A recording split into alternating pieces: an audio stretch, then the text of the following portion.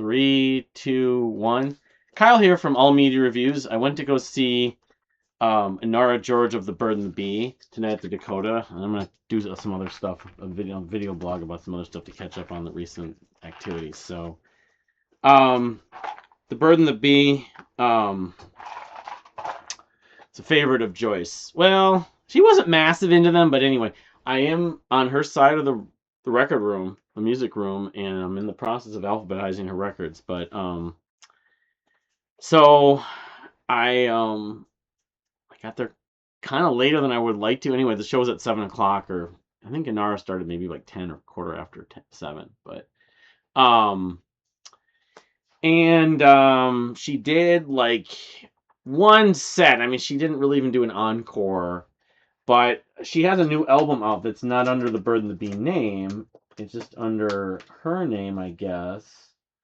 And she's been doing some stuff. The last time Joyce and I saw her, I feel like I'm not looking into the camera. Anyway, I feel like this is weird. I've got this new camera. Anyway, it was just her without Greg Kirsten. But of course, Kasha's wanting to be involved here. All right, you want to be involved because you're gonna knock things over. Look at little Kenny. Look at Kasha. She played for, I want to say it was about an hour and 10 minutes, maybe. I don't have the set list in front of me, and it's the first show of the tour. But she did like her own songs and like most of this new album that came out in March. It's called Songs of Douglas and Littell, I think. I think this is the new one, according to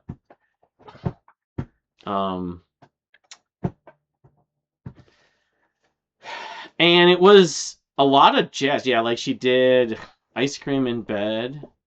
A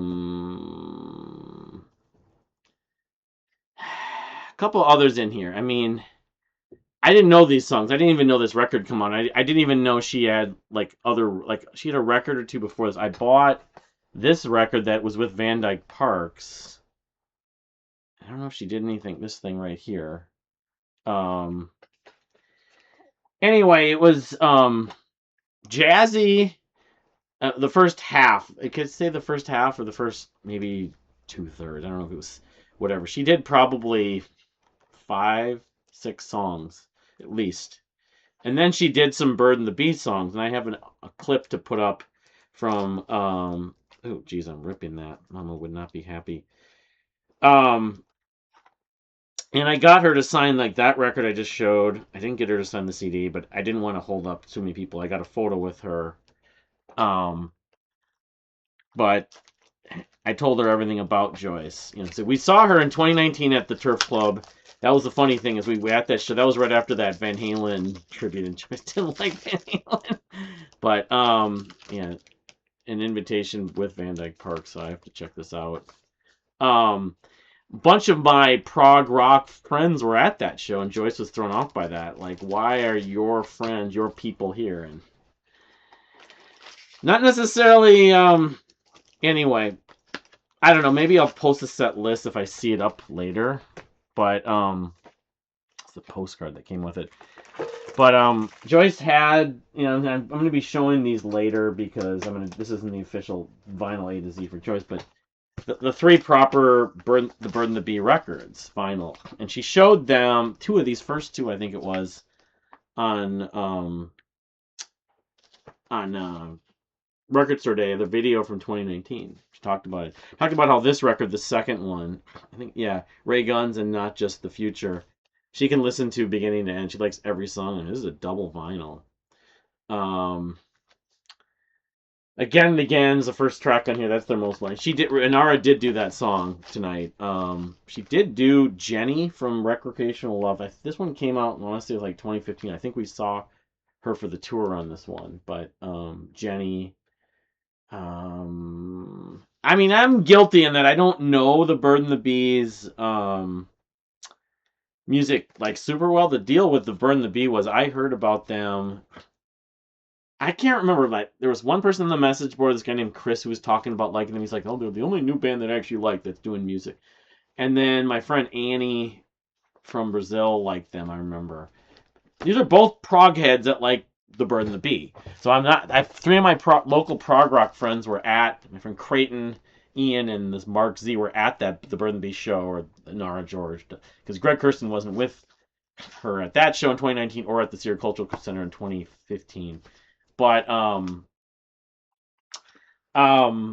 it sort of crosses over. But then they did a tribute to Hall and Oates. She's got the CD. I don't have the vinyl for that, but so, it was really neat. I mean, she got a photo. I was telling her Joyce's story. She wants to actually see this video or the video that I do when I show the Bird and the Bee records. I'm kind of doing it right now, but anyway, it was, and I also can say I sat next to someone that was really nice. This woman, her name is Michelle. We're just talking about R&B and vocalists and stuff like that, and anyway, she's in a band locally, I guess, so I may have a chance to go see her perform live at some point. But it was, really pleasant evening. I'm not watching the NBA Finals right now. I guess the Spurs were just overwhelming the Knicks in Game 4. Twins won. So I can sort of transition into some other stuff. I did get the Monkees Good Times Deluxe 10th Anniversary. I didn't get the vinyl. I think I probably still should get the vinyl. But this, and I haven't listened to it, but it has a lot of those. It has the 4 tracks from the Monkees Good Times EP, but then all these demos of like all this stuff, or instrumentals rather.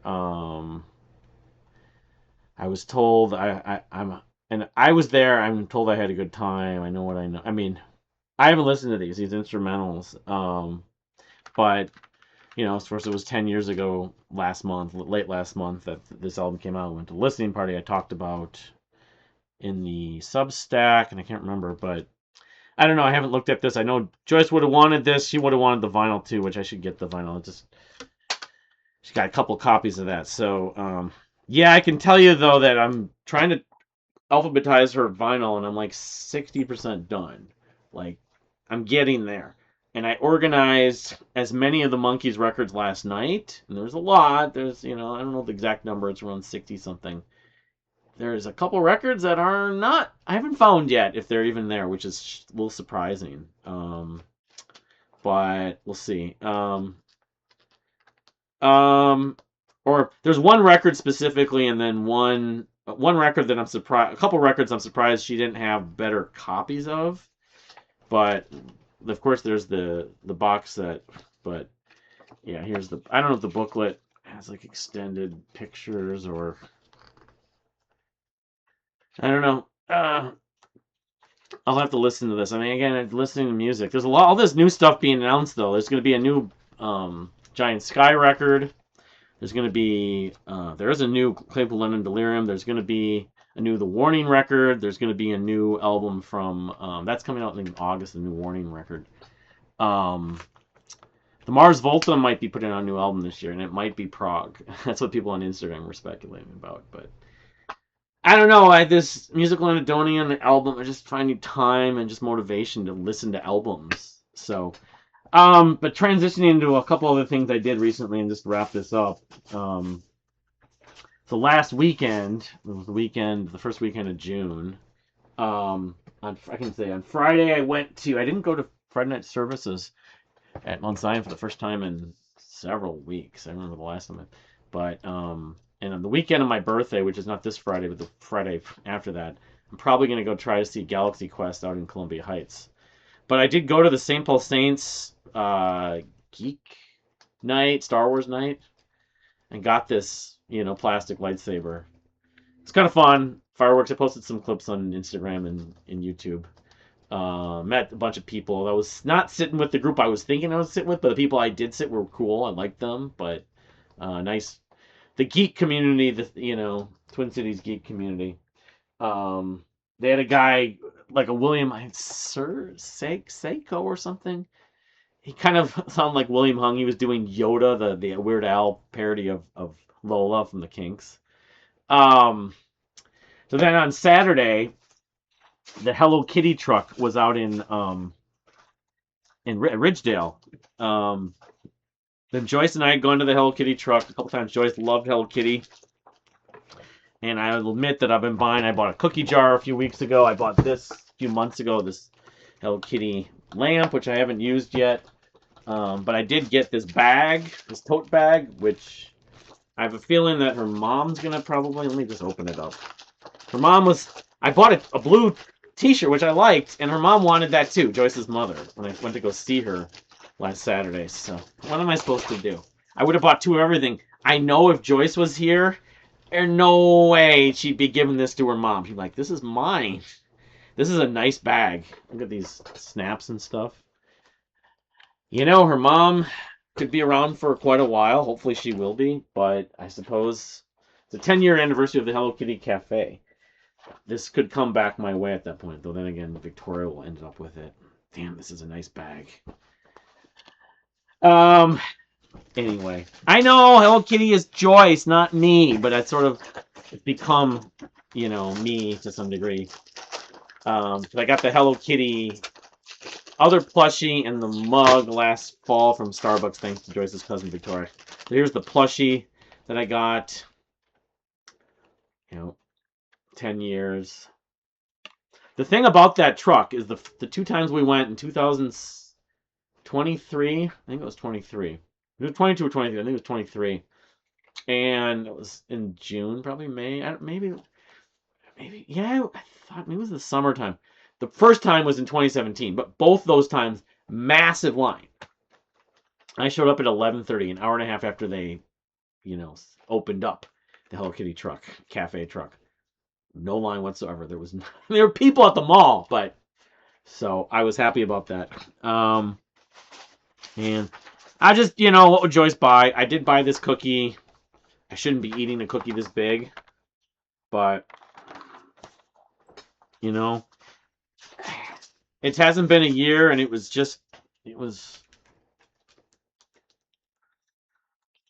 a year ago this Saturday when that fill-in doctor that was filling in for her primary, and she got home from work